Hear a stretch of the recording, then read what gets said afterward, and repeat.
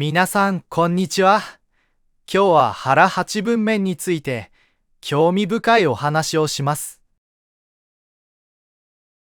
皆さんは食事をするとき、どのくらい食べますか？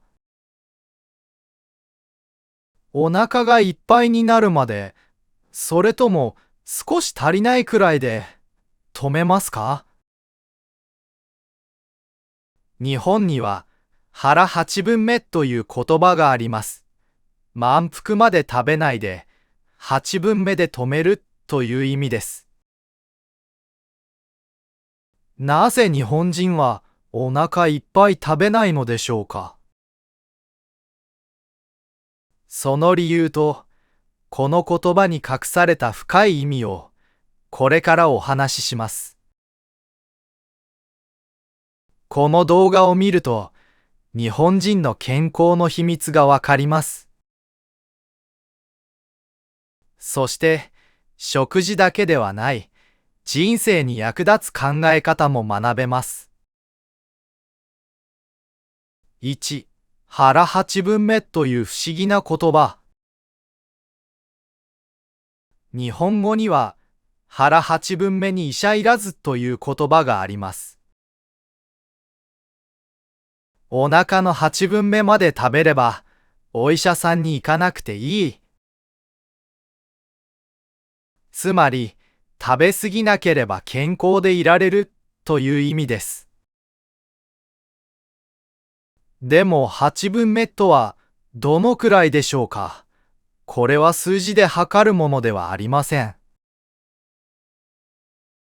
まだ少し食べられるなと感じるくらいで止めるということです。外国の人から見ると、これは不思議かもしれません。美味しい食べ物があるのに、なぜ全部食べないのか、もったいなくないのか？実は私も、普段はあまり意識していません。若い頃は、好きなものがあれば、たくさん食べていました。でも大人になると、少し変わってきました。好きだからといって、食べ過ぎることが減りました。体重が増えたときは、腹八分目にしようと思います。でも正直に言うと、すぐに忘れてしまいます。皆さんも同じではないですか？面白いことに、私は子供の頃、親から腹八分目と言われた記憶がありません。子供は成長期です。たくさん食べて、大きくなることが大切です。だから子供には、たくさん食べなさいというのかもしれません。日本では今でも、成長期の子供を持つ家庭では、うちの子はよく食べるという話をよく聞きます。腹八分目は、大人になってから大切になる知恵なのかもしれませんね。皆さんの国にも、食べ過ぎない方がいいという言葉はありますか？ 2. 江戸時代から続く健康の教え。腹八分目という考え方はいつから始まったのでしょうか？今から300年以上前、ある学者が健康についての本を書きました。その本にこう書いてあります。おいしいものがあっても、八分目か九分目で止めなさい。彼自身、この教えを守って生活しました。そして83歳まで生きました。江戸時代の平均寿命は40歳くらいだったそうです。83歳はとても長生きですね。この考え方のもとは、中国の中庸という思想です。やりすぎない、足りなすぎない、ちょうど真ん中がいいという教えです。沖縄では、この教えが特に大切にされています。沖縄の方言で、腹八分と言います。お年寄りの中には、食事の前にこの言葉を言う人がいます。腹八分と声に出すことで、食べ過ぎを防ぐのです。沖縄は、100歳以上の人がとても多い地域です。世界中の研究者が注目しています。その長寿の秘密の一つが、この腹八分目だと言われています。さらに面白いことに、腹七分目という言葉もあります。年を取ったら、八分目より少なく、七分目がいいという意味です。年齢によって、必要な食事の量は変わります。若い時は八分目、年を取ったら七分目。体の声を聞きながら調整することが大切なのですね。皆さんは中庸という言葉を聞いたことがありますか？ 3. 日本人のもったいないとほどほど。日本人にとって腹八分目はただの健康法ではありません。もっと深い意味があります。日本にはもったいないという言葉があります。食べ物を残すのはもったいない。だから出されたものは全部食べるのがマナーです。でも腹八分目は少し残すことを勧めています。矛盾しているように見えますね。実はこれは矛盾ではありません。もったいないは最初から適切な量を取るということにつながります。たくさん取って残すのはもったいない。だから最初から食べられる量だけ取る。これが日本人の考え方です。私には苦い経験があります。食べ放題のお店での話です。食べ放題というのは、決まった料金を払えば好きなだけ食べられるお店です。ビュッフェットも言いますね。私は昔、こう考えていました。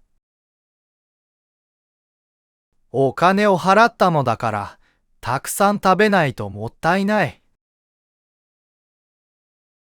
だから取りすぎて、お腹がいっぱいになっても、無理して食べていました。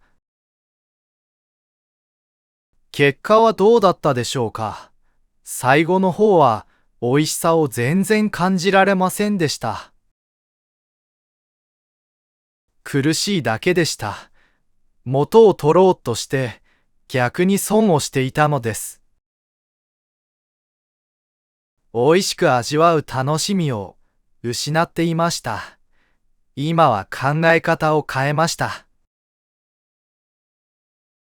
食べ放題に行っても元を取ろうとは思いません。美味しいと感じる量だけゆっくり食べるようにしています。日本人の中には腹八分目を知っていても実践できない人が多いです。現代の生活では美味しいものがたくさんあります。誘惑が多いのです。でも腹八分目には良い点がたくさんあります。食べ過ぎると眠くなりますが、8分目なら眠くなりません。食後も頭がすっきりして、仕事や勉強に集中できます。一方で、難しい点もあります。8分目の感覚は人によって違います。はっきりした基準がないのです。大切なのは自分の体の声を聞くこと。まだ食べられると感じたとき、少し待ってみる。それが腹8分目の第一歩です。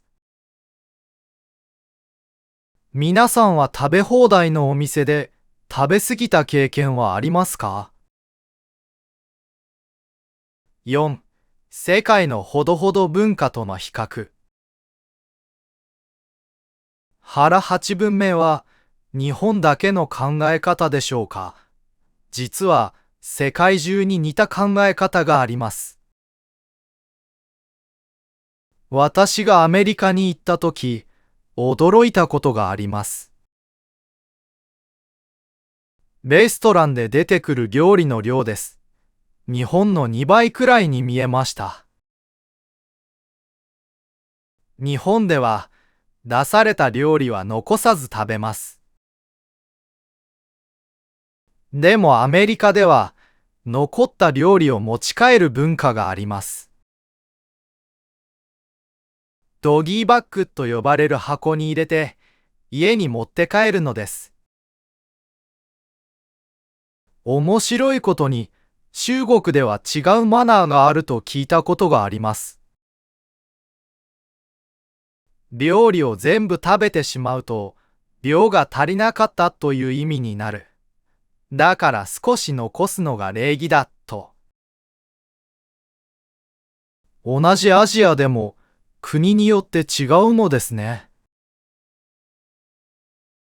スウェーデンにはラーゴムという言葉があります。ちょうどいい量という意味です。食事だけでなく、仕事や買い物など生活のすべてに使います。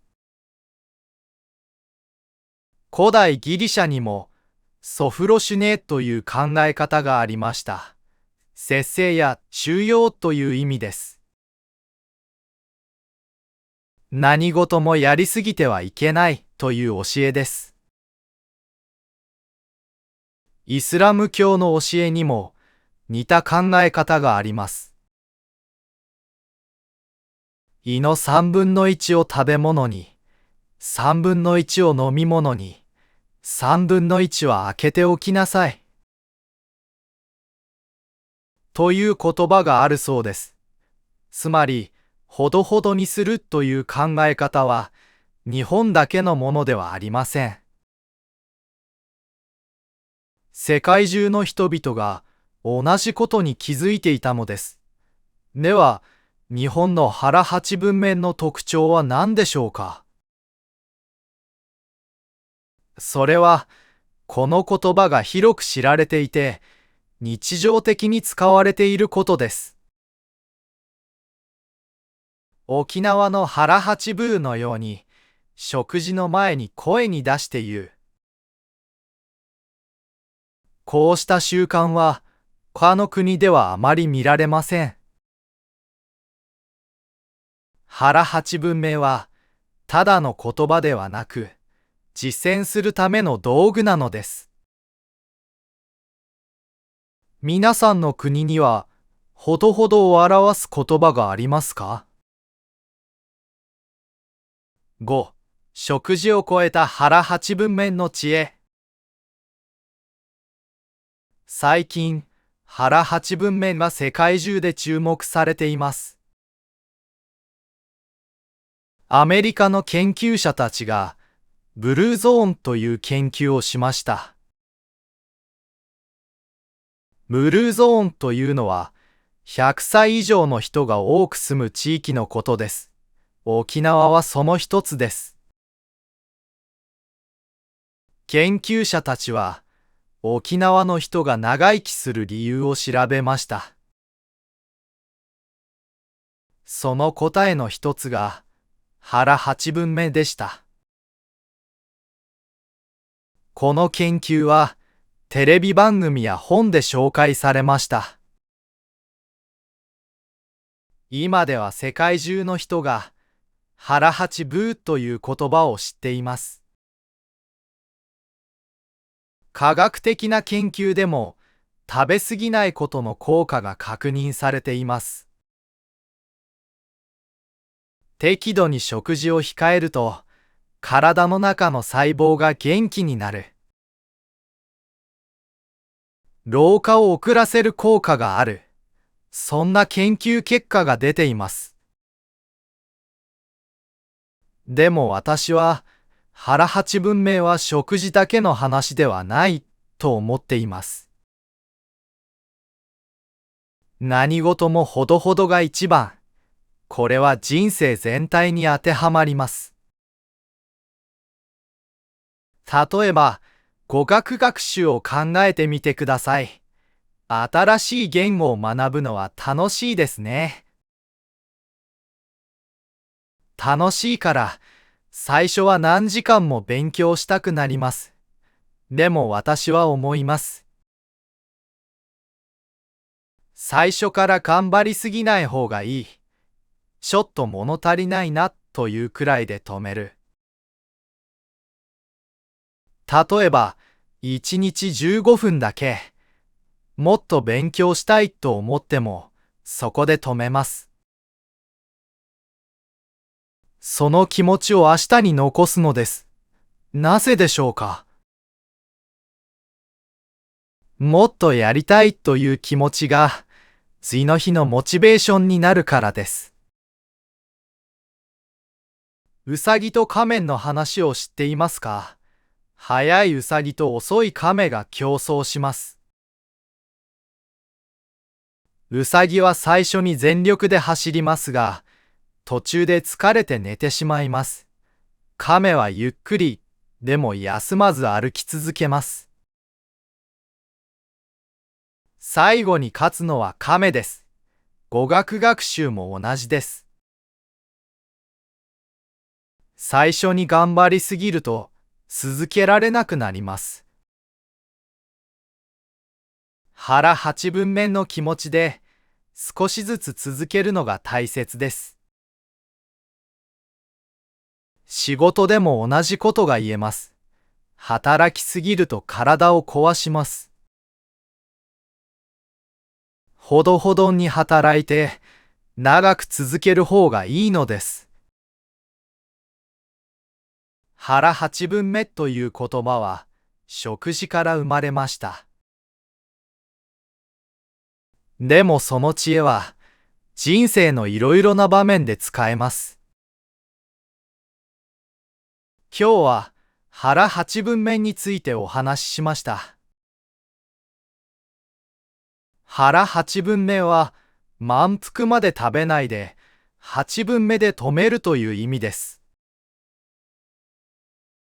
江戸時代から続く日本人の健康の知恵です。でもこの考え方は日本だけのものではありません。世界中に似た言葉があります。人類共通の知恵なのです。そして食事だけでなく、勉強や仕事など、人生のいろいろな場面で使えます。ちょっと足りないくらいがちょうどいいのかもしれません。皆さんはどう感じましたか？皆さんの国にもほどほどを大切にする言葉はありますか？ぜひ腹八分目の考え方を日本語学習にも使ってみてください。お疲れ様でした。最後まで見てくれてありがとうございました。今日の動画はいかがでしたか？動画の感想や意見をぜひコメントで教えてください。また、動画を作る励みになるので、グッドボタンとチャンネル登録、ハイプをよろしくお願いします。それではまた次の動画をお楽しみに。